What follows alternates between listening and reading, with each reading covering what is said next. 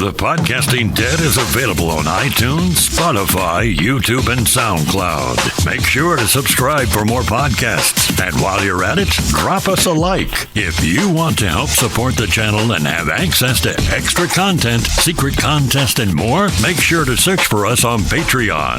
Patreon.com/thepodcastingdead. Happy Monday.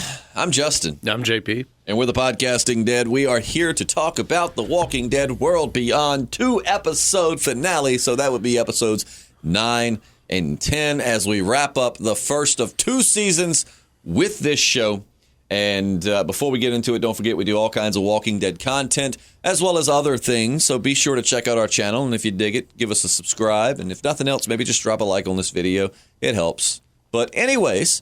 JP, when we came in this morning and we're kind of pre-discussing it, it seems that I liked it a little bit more than you did. You still are not very impressed by the show, it seems. No, man. I mean, I just thought it was kind of boring and dumb. I don't know. I mean, hey, that's the thing about this podcast, though. Yeah. I think if you've been listening for a while, you can say, like, we as the cool kids say these days, we keep it 100. Like, we do try to be honest. If we don't like something, we're not paid by AMC or Image or anything like that, so we're not going to sit here and butter it up if we don't like it. We absolutely love the universe, The Walking Dead, but I mean, if we don't like something they do, we're definitely going to tell you. And so I would rather JP be honest, because I've seen sometimes we get some hate when we don't like it, in the comment section. But I mean, I would rather you hate us for being honest than love us for a lie. Right, man. I thought the big reveal was very underwhelming. She's smart. Yeah, she's just super smart. And like you said, that makes the whole premise so ridiculous. I mean, instead of just, telling her she's gifted and, hey, we're going to take you to see your dad, I don't know, man. It was very convoluted. And I get how they tried to get around that, but it's still just in the grand scheme of things didn't make any sense whatsoever. I mean, I know she was kind of a rebel, but I mean, the thing is, that these girls are crazy about their dad. So even if she doesn't like the CRM and you were like, hey, we're going to take you to your dad. We think you're gifted and we would love for you to help him in his research. I mean, why don't you just send them there to begin with? Yeah, and I mean, it looks like they're living pretty well. I mean, could they really not afford to just bring her sister along to keep her happy? I mean... Yeah. I don't know. I just thought the whole thing was convoluted and, quite frankly, a big waste of time. Well, on the other end of the spectrum, though, I will say these last 2 episodes, in my opinion, were much better than most of the season. I didn't hate them. I didn't love them, and I did. Yeah. I was like, when she's like, you have no idea who you are. Like, because these are the things I wanted from the show. I wanted some questions and some answers and a little action. And I mean, we got a lot of that. I mean, there were questions answered and reveals, and there were fights and action. And, it looked like it was trying to go the right direction, but it's still just some of the premises. Like, I'm telling you, man, I've said this since the beginning of the show, but I am so tired of the Disney Channel. We can do anything if we have the right attitude. Like, if Iris does that little smirk she has one more damn time telling someone, you're an inexperienced child. You've been on the road for a little bit, but you are completely unprepared for this world. And without Felix and Huck, you'd be dead. Yeah. And then it's just like, Huck's now like, not Huck, Felix is like, how do you know? Number one, you're the like grown leader warrior of the group. Why? And then she's like, because we can do it. And then just, I get so tired. And then like Elton, I liked Elton's whole story. I love the conversation that he had with, I'm so sorry, the kid's name, I can't remember, the one who got shot. When we found out it was Huck that killed his uncle and shot him. I really enjoyed that scene where he's laying there dying and the walkers are coming up and Elton's like, having that conversation with him where he's telling him like, it's okay to leave me. You know what I mean? If you stay here and you die trying to save me, a lost cause, that's stopping you from saving so many other people in the future. Kind of the needs of the many outweigh the needs of the few type thing. I enjoyed all of that. And then Elton's, like coming to that realization. And then, he kind of grows up and takes these zombies and ties them together with the kid's fishing pole, which was a little weird. Yeah. I remember obviously that's a callback to a few episodes ago, but I enjoyed that. But then again, when Elton and Silas and this kid are in that thing, and it's like, we can do it, guys. We can do. Oh my God, take that shit back to the Disney Channel. Yeah, man, I just wasn't very compelled by any of it. I mean, I don't know. I mean, if you weren't, you weren't. Like I said, Yeah. I'd rather you be honest about it than to sit here and try. And plus, it's exhausting trying to pretend you like something you don't. Yeah, man, I just feel like AMC has really got to put some effort in to, garner a new generation of fans, and I don't see who they're trying to appeal to, and I don't see who they're hoping to hook in. Well, the thing is, I think this is going to basically kill the franchise, quite frankly, if this is the future we have to look forward to. I could see that. Well, I mean, it's like, but the thing is, if their argument would be, we're trying to appeal to younger viewers, dude. My brother has been watching this show since he was like 8 and loving it. I remember. Because I'm trying to think, the show premiered in 2010. So, yeah, actually not 8, sorry. He would have been like 11. But still, in the demographic of kids that you're trying to get with this show. And, I mean, I remember, he got out of it pretty much after Carl died, I think, is about and it wasn't that he stopped liking it, but that's when he kind of went off to college and, just life changed or whatnot. But, I remember him sending me stuff about it. He was there every Sunday to watch it.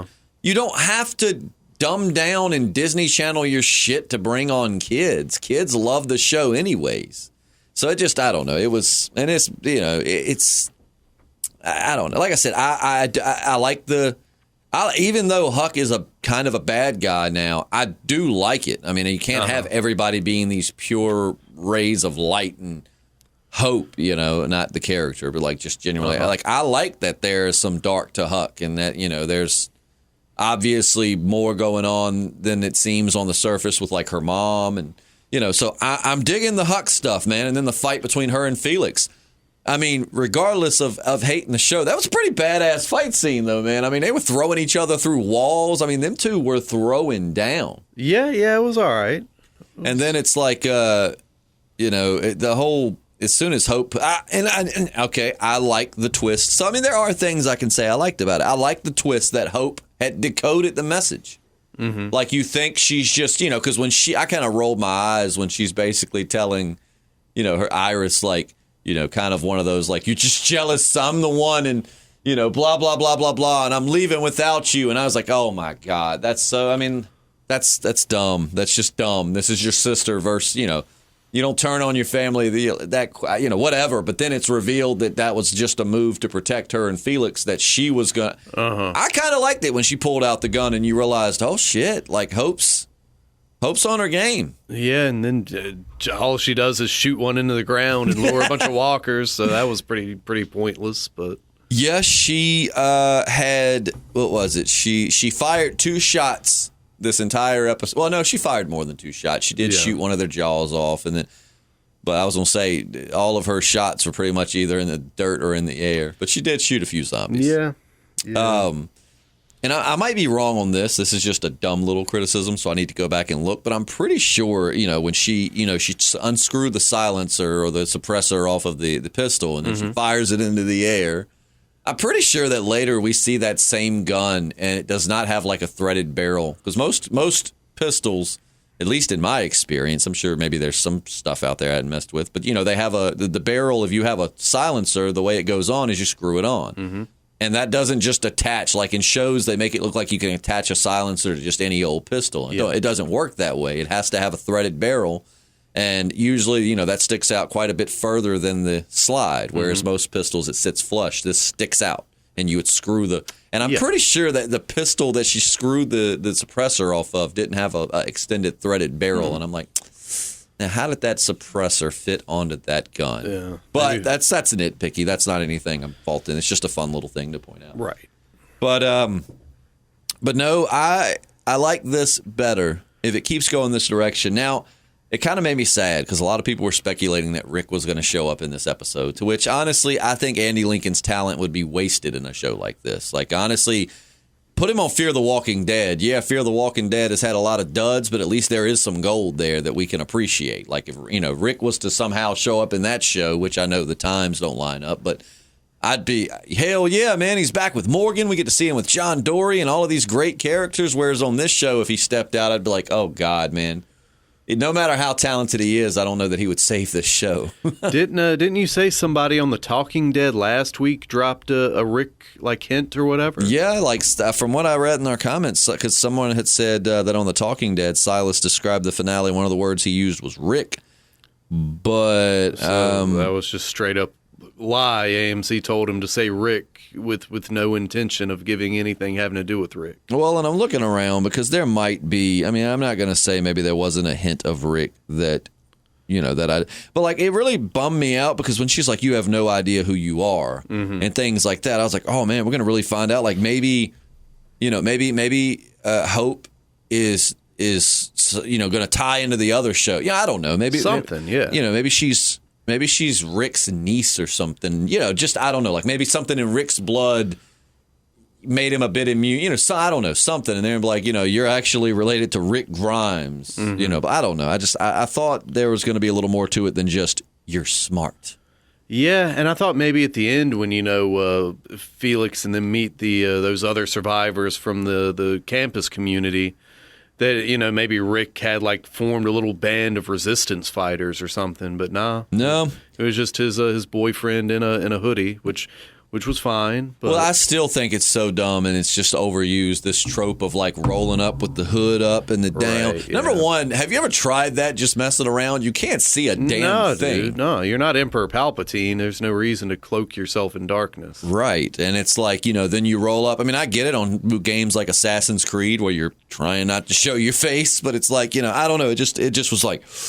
And then it was a guy who we've only seen a couple of times. I feel like that was supposed to be this big emotional reunion, and we were supposed to be excited. I don't know diddly squat about this guy. Yeah, it took me a minute to even know who he was. He's Felix's lover, and he's smart. That's about all I know of him.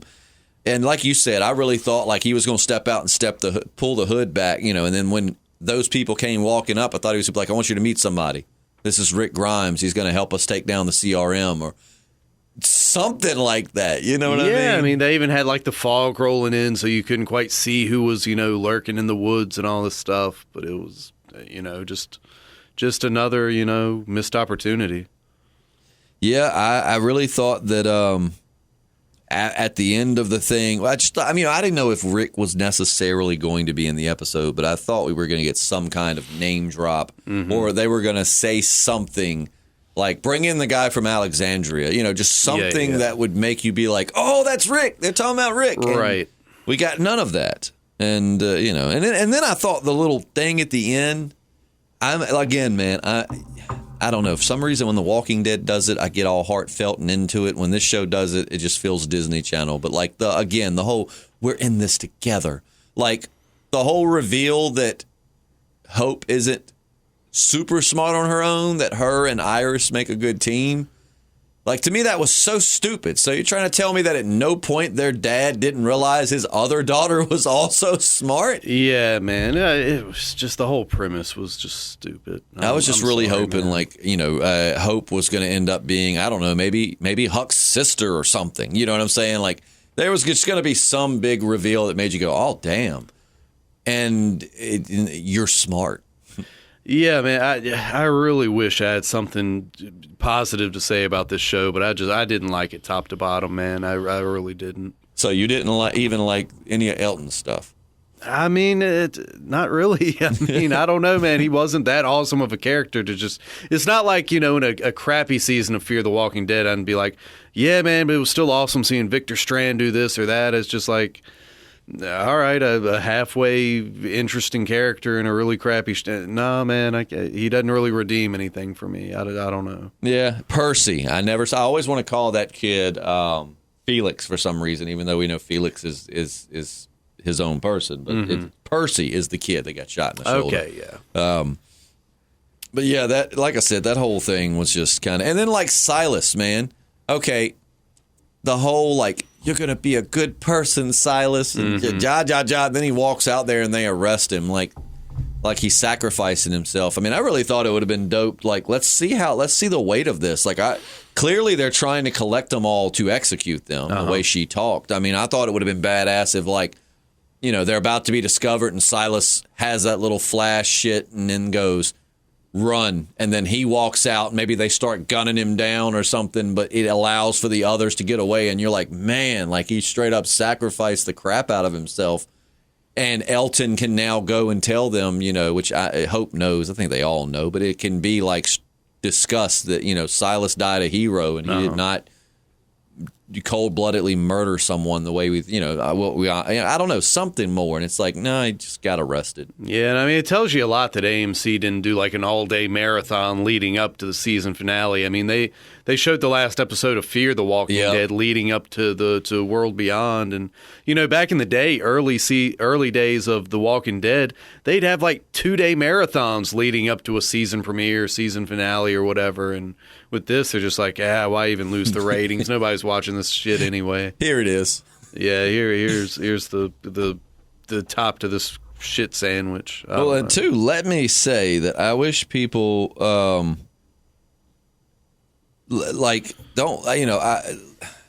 we've had so many comments, because we were talking about the Fear of the Walking Dead mid-season finale, which they called the mid-season finale on television. Not us. We completely understand and realize that was not originally intended to be the mid-season finale. That episode 8, the premiere, is probably going to be off the hook because that was originally going to be the finale.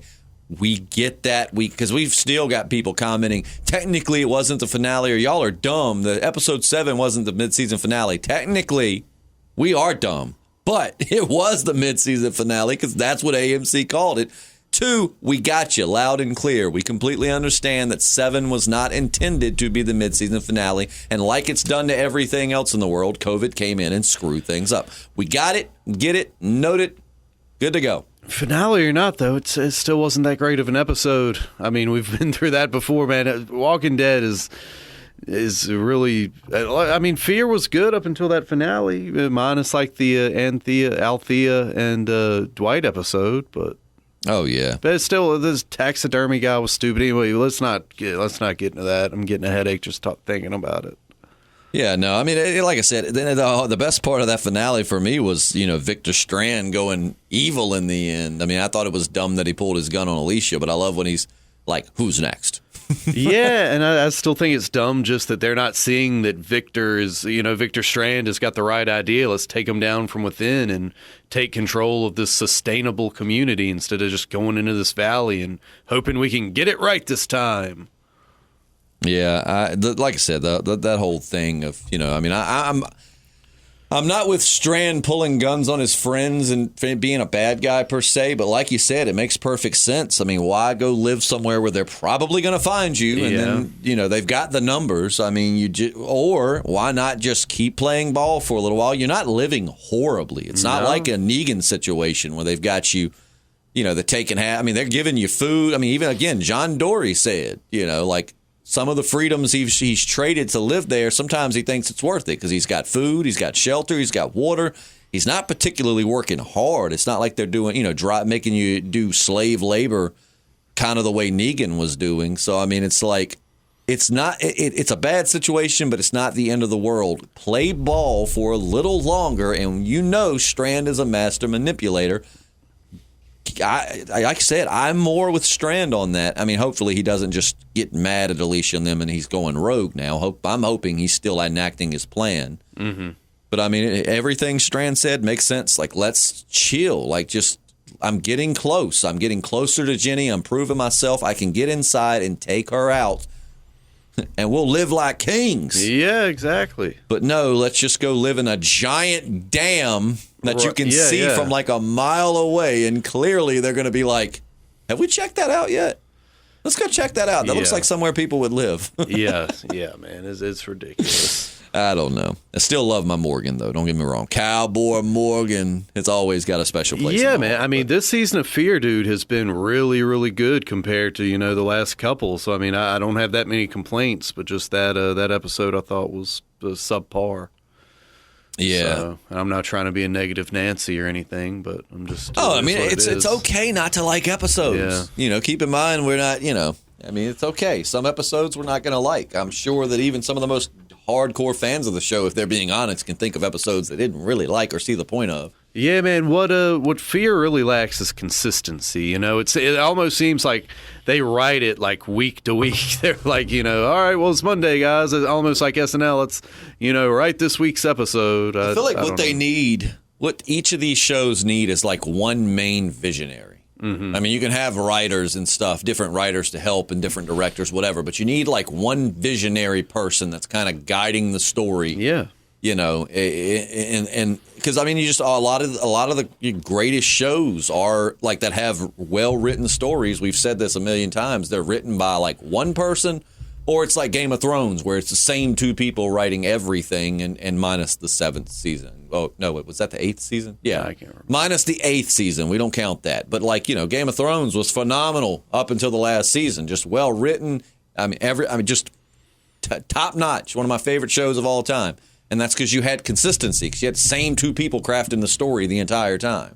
Whereas it's like, well, I'm going to write this episode, and then you've got to go back and watch and read what I did and try to write and carry on the next episode. But which then again, I don't know. That's how The Walking Dead does it. I don't really know how Fear does. I don't know if it's the same people writing each episode or if it is different people. Let us know in the comments. But because didn't they have like these two people writing it originally, and then they ended up like backing off, quitting, or leaving or something? I don't know. I just remember back at the beginning of Fear the Walking Dead, on The Talking Dead, they had these two guys that were like the writers of the show. Mm-hmm. Yeah, I don't know, man. I just like with you know, with The World Beyond, man. I mean, like, someone should have gotten killed last night. Yeah, there should have been some impact. Like Felix, like Huck, you really want to divide us. She should have shoved that spear in his damn throat, which she was going to. Yeah. But man, that'd be heartbreaking. It'd be like, yo, this isn't real. Like, Huck ain't playing. And now there's this, you know, divide between them. And, you know, I mean, I don't know. It's so many ways it could have went better. Yeah, dude. Yeah. But like I said, if we would have had stuff like this from the beginning, it might have actually turned out to be a good season. I mean, it's just it took so long to start getting answers, and it took so long to start developing a lot of these questions. But and even the answers just to me weren't satisfying. Well, on the any reveal level, of man. why, absolutely, like the you're smart. And like you said, why not just tell her, hey, you're super smart. We're going to put you on a chopper, and you're going to go get to work with your dad, and bring your sister along. Why not? We know you're worried, but, you know, we know you're worried, so here's the deal. You're smart. We're going to take you to your dad. Yeah, but instead we're going to put you out in the wilderness and invade your town with zombies and kill everyone for some reason. We're not going to tell you why, but for some reason. Well, and that's another answer I wanted. Why did they kill the whole college town? Yeah. Like that. And then every time that got brought up, it was like, it's been a while. We'll talk. No, this is the finale. Tell me now. Why did you wipe out a whole settlement? Yeah, man. And I get they're alluding to the Civic Republic and the Civic Republic military are like kind of two separate entities, and the military is kind of doing dirty deeds behind the scenes. Right. Like, I get that, but it's still, even from a military standpoint, I just don't understand. I don't get the benefit of that. It's, you know, it's like Negan said, people are resources. And they're definitely not in abundance right now, so let's just kill, you know, a few thousand of them or however many people live there. Yeah, it's like I said, man, I wanted answers. Every time that got brought up a couple of times, and it would be like, you know, and it's like, oh, it's been a while, hadn't it? We'll talk. No, now's the finale. Talk now. Yeah. I mean, so far, the only answer I've gotten is, because you're smart. Yeah, she's a smart cookie, man. She's going to save the world because she's super duper smart. And on top of that, man, I mean, it's not like she's, I don't know. I mean, she did decode the message, which was pretty dope. But, I mean, all you had to do is follow the coordinates. Like, something that would have been cool, and I don't know how they would have explained it, would have been if, like, Dr. Jenner popped out at the very end or something, you know, with, like, a melted face. I am Two-Faced Jenner. Right. I mean, that would have been completely ridiculous, but at least it would have, you know, got my attention. I don't know, man. Would have or bam, you just kind of did. That's why we should write this show. That would be a cool callback. You have no idea who you really are, do you? You find out she's Dr. Jenner's daughter or something. You know what I mean? Yeah. Just some kind of to where we're like, oh, call back to, you know, the finale of season 1. No kidding. That's awesome. You know, I mean, just something like that. I mean, it's Like the thing that annoyed me with Fears when it first came out, it's almost like AMC was annoyed if you asked, will there ever be a crossover? Uh-huh. You know, they were like, no, this is a standalone show. It will not tie into the main show. But why? I mean, I can understand if you're like, we're going to make our own show. Yes, it may cross over at some point, but, you know, we're going to try and do something else with some new people. And, you know, but to just straight up, no, stop asking. It's like, well, I mean, that clearly is what the fans want. And we're only watching this show because we love that show. Right. So, you know, you don't have to make it, you know, and I get it. You want to go out and do your own thing, but you can't forget why we're watching this. We're watching this because we love The Walking Dead. So, I mean, you can give us little name drops or, you know, just any little thing. Yeah, something would be nice. Or just a well-written story that would help. Yeah. Going to Fear, I'm really curious if they're going to like end this season by time jumping. I mean, because I feel like at some point they've got to bring it up to speed as far as the Walking Dead timeline. Mm-hmm. Yeah. You know. Yeah, it'll be interesting to see what their world is like 5 years in the future. It's kind of cool though to think. Well, you know, no, I don't. I'm trying to the timeline gets confusing. Because I'm thinking like, while Morgan's doing all of this, what are they doing back at Alexandria? Because I know after Negan was defeated, you know, it was after that Rick and his group, you know, try to get Morgan to come back, and he's living in the trash people place or whatever. And then, you know, I'm wondering if this is just, you know, and then it skips ahead like a year and a half, and Negan's been locked up or something to that effect. And it's like, you know, I'm guessing this is in that year and a half where he's, I don't know. I just, and I don't know. Like I said, I'm digging Fear. I mean, Fear's been good. Fear's mid-season finale did let me down a little bit, but I completely understand that, like, you know, because we had said it ourselves that, man, if this was an episode before the mid-season finale, it still would have been dumb with the taxidermy guy, but it'd be like, it's cool. I mean, whatever. It's probably setting up for a badass finale, which apparently it's setting up for a badass premiere. Yeah.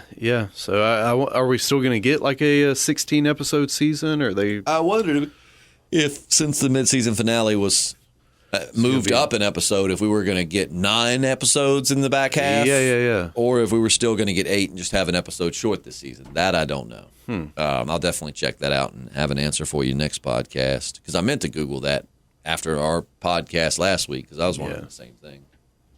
But so what does, as we are getting ready, because they apparently 2 seasons of the show, right? So next season is the only other season. Thank God for that. What has to happen in the second season to make JP say, you know what? The first season sucked, but this show ended up being awesome. Anything interesting, man. Anything interesting, quite frankly. I mean, just long walks through the woods and, heartfelt conversation is just not going to do it for me.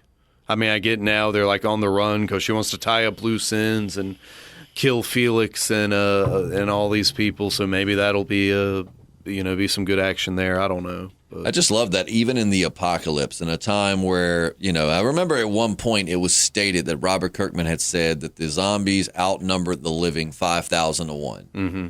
So there aren't that many living people in the grand scheme of things. And we're all about saving the future for humanity.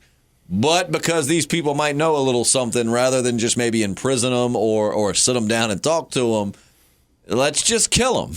Yeah, dude. I mean, humanity's an endangered species, but they don't really seem to be too worried about it. Let's just wipe out people because they might know something. Yeah. And it's on top of that, you know, the reason why that happens in modern politics is because with civilization and our government, there are so many layers of stuff that can get exposed. So that, I mean, it's the end of the world. You're in control. So what if they know a few things? Yeah, I mean, as far as we know, there's no other like warring faction that, you know, they have to be worried about. I mean, like I said, what they really could do, I mean, imprison them, whatever. But I mean, they could bring them to headquarters and at least try to see if they can get them to understand the way they're doing. Because I hate to tell you, if you're not just straight up murdering people, it's a lot better of a chance that they're going to trust you and kind of see your vision. Yeah. I mean, I'm sure the human experimentation they're not going to be happy with, but whatever.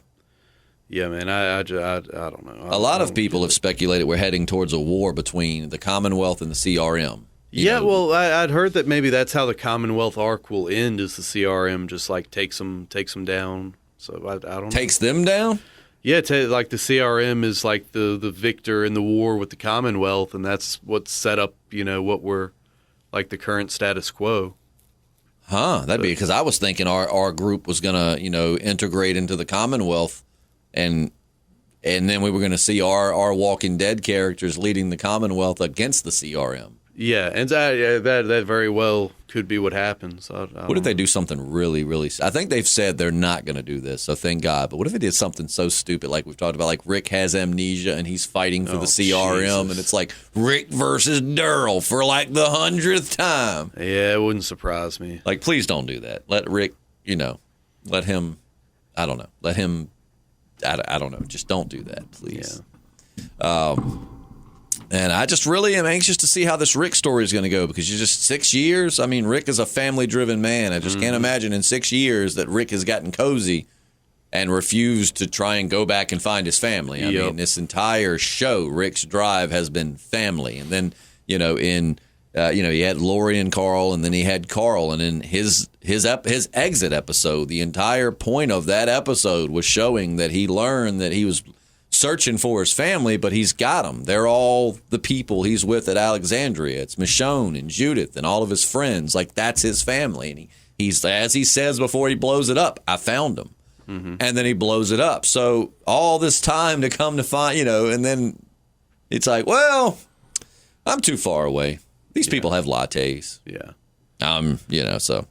But no, I could definitely, a war between the CRM and the Commonwealth would be a good way to take the show out with a bang. Yeah, man, it definitely would. I'm still wondering where Maggie's friend Georgie fits into all of this. You know what I mean? Or if they're even going to bring her back up. Right. I mean, she just seemed like an exit strategy for Lauren Cohen when she thought she was done with the show. But, I just wonder if she is, I've seen some speculation that she's the sister of Huck's mom, like the CRM. Yeah. But I wonder if she's tied into the CRM, if she's tied into the because a lot of people said, a lot of the writers were like, no, Maggie is not at the Commonwealth. When everybody was speculating where she's been, or if she's just in this little entity all to itself, like she's just she just exists with her and her little twins. Yeah. So I don't know. Let us know in the comments. Again, Walking Dead World Beyond writers. That's why we need to improve your show. I mean, we will spend more time talking about The Walking Dead and Fear the Walking Dead than the show we're here to review. Yeah, I was not crazy about it. But like I said, I'm going to give credit where I think, my opinion, it's due. I thought this episode was better. If we had more advancing plot, it just would be. I mean, like you go 3 or 4 episodes and the plot's not really moved forward any. It just gets kind of stagnant. Right. So I'm glad, we got some questions answered, no matter how dumb the answer might have been. Yeah. We've got more questions now. We had some action. We had some, again, I really enjoyed the scene with Elton. I thought Elton sitting there with, damn it, I forgot his name again. Percy. Sitting there with Percy having that conversation. I really like that because I like the moral, I like inner turmoil in characters. I think it makes for good character growth. And I love Elton's struggle with, should I leave him behind and save my ass or risk my life, for someone who might not even make it. And I liked how that went. But aside from that, Iris, I just don't really care for that character. Yeah, man. Maybe we'll learn more about Felix's lover. Again, I mean, he's a cool character, but I haven't seen much of him. I feel like I was supposed to be just blown away by the reveal that it was Felix's boyfriend, but I haven't really gotten to know him that well yet, so it's not. You know what I mean? Yeah, man. I just I don't know. It didn't seem much of a payoff for any of the reveals or whatever. But we'll see. Maybe season 2 will step it up a notch. Maybe it just took a really boring season 1 to give us keep in mind, in my opinion, Fear the Walking Dead season 1. 1 was not bad. Season 2 about bored me into a coma. To the point where we just quit podcasting about it. Season 3 turned around and blew our freaking minds. So who knows? Maybe we've got a boring season leading up to what's going to be an explosive, awesome second season. Maybe the second season's just really going to take off, and for some reason the writers thought we had to trudge through all of this bore sludge to get there. But I think they're just phoning it in, man. You think they're just cashing in on that Walking Dead name? Yeah, I really don't think they're that worried about like doing anything innovative, or I don't know. One thing that was funny is I was doing like some organizing in my basement while I was watching it. Yeah. And you can tell that even the advertisers aren't beating down the doors because, you know, when The Walking Dead goes to a commercial break, man, you got time to do whatever. Go into the kitchen and fix something to eat. You go take a dump. You got like 5 or 10 minutes for that show's coming back. So, like, I would walk away from The World Beyond. Like, it would go to a commercial break. So I'd walk over to the other side of my basement. I'd have the volume up so I could hear when it came back on. And, like, I'm doing things. And it's like as soon as I would get, my basement ain't that big. I would get from one side to the other and, like, go to grab something and I would hear it starting back. And I'm like, damn it. Yeah. Like, and they don't even have long commercials, which I would love that in The Walking Dead, less commercials. But, like, I guess, you know, the advertisers aren't necessarily just like, please put us on The World Beyond. Yeah, dude, I would say like it's probably like a buy one get one free deal. Run ads on Fear, and you get The World Beyond for free. Most likely. Yeah, a lot of radio stations do that with like their little smaller sister stations. Hey, buy ads on this big station. We'll give it to you on our little local hometown station for free. Yep. We say that because we work for radio stations. Yeah. So I don't know, man. I don't know. We'll see. But alas, at least I get to get back to bed at a decent time on Sundays now. Yeah, there is that. And not long into 2021 because, you know, we're heading into the home stretch. Tomorrow starts December, and then we're into 2021. So we're getting closer to, and it looks like production's been on a roll. So it looks like we're going to get these 6 extra episodes of Season 10 of The Walking Dead, and I cannot explain how excited and how ready I am for that. You know, so we get that, and then, you know, these 2 shows will come back in 2021 at some point. So for the time being, Walking Dead What Ifs will be moved back to Monday. Yeah. You know, that usually fills up our Walking Dead Monday time slot. So we'll do it this Friday and then maybe take a week off from it just so we don't have them back to back. But like we'll do it this Friday and then next week, you know, and then starting after that, we'll go back to doing them every Monday. Or something. But, you know, Walking Dead What Ifs will be moved. And let us know what you thought. I mean, if you think we're wrong and this show is great, please, like, enlighten me. Tell me what, you know. Let me know what you were smoking while you were watching it, because I need some of that. I mean, like, let me know what I'm missing that would make this show good for me, because I want to love it. Like, I mean, if you go back, JP and I were super stoked for it in the beginning. I mean, a few months ago, we were really hyping this thing up. Like, dude, it's going to be awesome. Information on the CRM. Blah, blah, blah, blah, blah. It's going to tie into the Rick movies. Oh, can't wait. So let us know what you think, and we'll catch you soon. I'm Justin. And I'm JP.